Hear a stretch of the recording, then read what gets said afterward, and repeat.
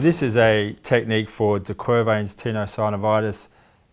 What we're going to try and do here is do some of the work of those thumb extensors and abductors, and also bring in a soft tissue offload around that region.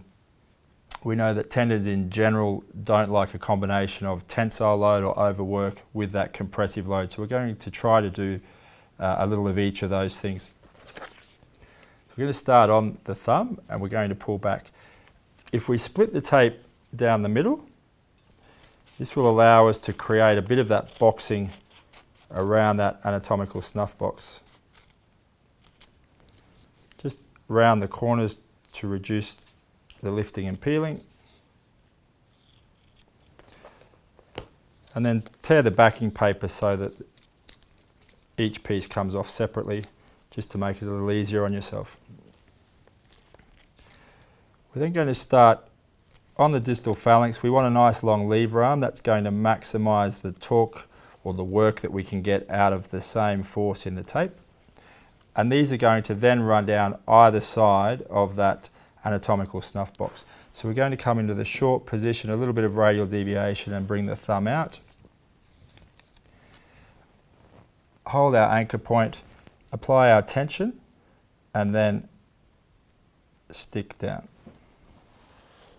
Again, ensuring there's no tension on this proximal or second anchor point. And repeat the same here. So anchor, tension on, smooth down, and then no tension once again.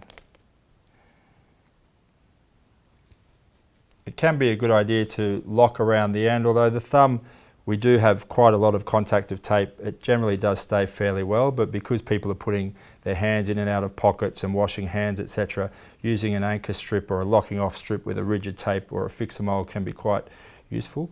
What we can also see is that these two bands here will start to box up all of this soft tissue. If we want to increase that, we can come in and create a transverse strip to box more.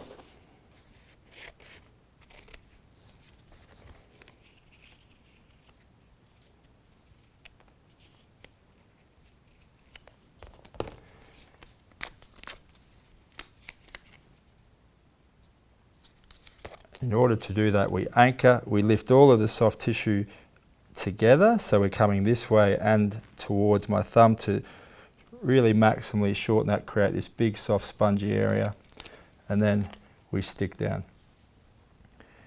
We'll also note that this is why we do need some of this sideways stretch, so that we can still get through full range without limiting his range of motion.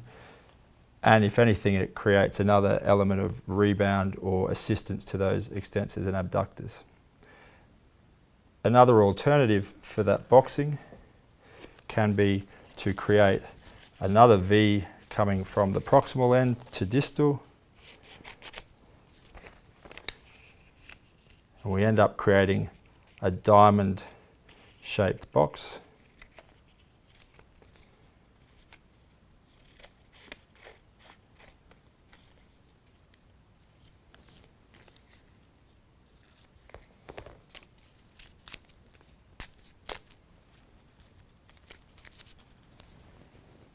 We start proximal to where they're most tender,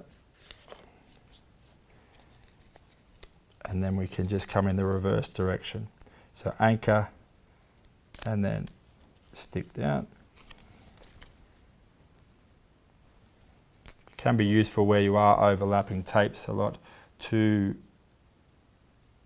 use the adhesive spray over the back of the first layer to just improve your adhesion a little.